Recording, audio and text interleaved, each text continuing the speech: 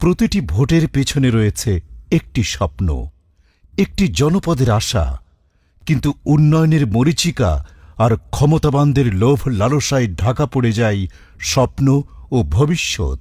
সবাই হলো শুধু বিভিন্ন টাইপের প্রকল্প আছে, প্রকল্প নামায় 400 কোটি টাকার বাজেট নামায়, 1000 কোটি টাকার বাজেট নামায়, মানুষের জীবনের কোনো বাজেট নেই। বছর যায়, নেতা বদলায়, বরাদ্দ আসে, কিন্তু বদলায় না ঢাকা 15বাসীর ভাগ্য।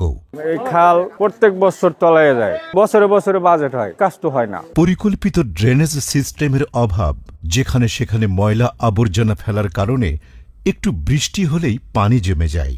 আমাদের এই যে বর্তমান যে রাস্তাটা এখানে আছে, এরা সিটি কর্পোরেশনে কাজ করছে এবং তাদের যে কন্ট্রাক্ট ওয়াসা এবং গ্যাসের কারোর সাথে কোনো সমন্বয় নাই। রাস্তা সম্প্রসারণ হয়েছে ঠিকই, কিন্তু মাঝপথের বৈদ্যুতিক খুঁটিগুলো সরানো হয়নি, যা প্রতিনিয়ত দুর্ঘটনার কারণ।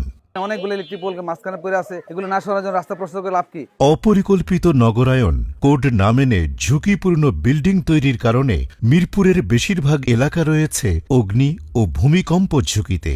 রাস্তাগুলো তেমন প্রশস্ত না, এমনও রাস্তা আছে যে রিক্সা যাওয়া কষ্ট। এখানে যদি কোনো একটা দুর্ঘটনা ঘটেই যায়, ভূমিকম্প, তাহলে যে উদ্ধার যে করব সেই ব্যবস্থাও নাই। এই সমস্যাগুলোর সমাধান কি কেবল প্রতিশ্রুতিতেই আটকে থাকবে, নাকি এবার আসবে বাস্তবায়ন?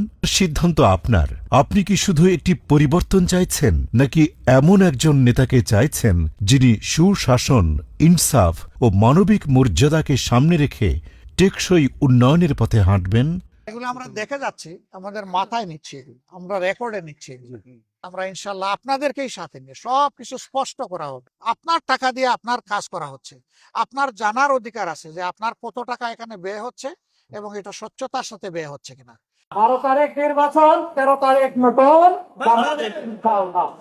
সেই বাংলাদেশকে, সেই বাংলাদেশ আপনি, সেই বাংলাদেশ আমি। টেকসই উন্নয়নে ঢাকা 15-র পুনর্গঠনে ডাক্তার শফিকুর রহমানকে দাঁড়িপাল্লা মার্কায় ভোট দিন।